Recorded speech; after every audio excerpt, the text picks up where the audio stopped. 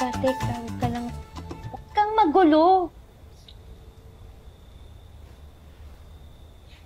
Tapos, yun nga po, Ima.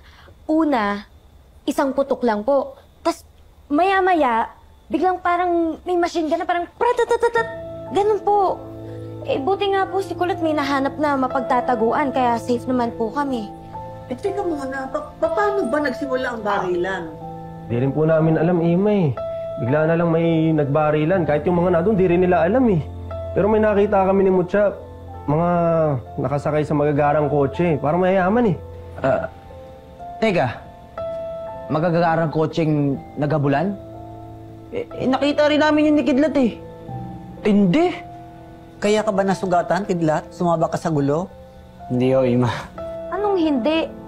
Eh, mukha kang nabaril dyan. Huwag kang magalit. Naplisan lang ako, Ima, kasi yung babae ko kanina muntik na masagasaan, sinubukan ko siyang iligtas. Eh, akala niya kasi si Aling Maying.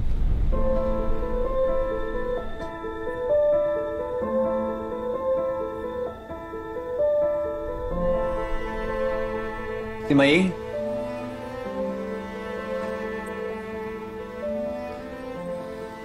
Ima, maestro, ang totoo kasi niyan,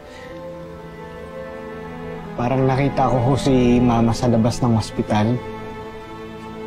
Kaya ho namin nililibot yung syudad kasi nagbabakasakali ho kami na baka makita siya ulit. Pero Kidlat... Opo. Ima, alam ko. Alam mo nating lahat na patay na si Mama. Pero hindi ko matanggal sa isipan ko na baka siya talaga yung nakita ko eh.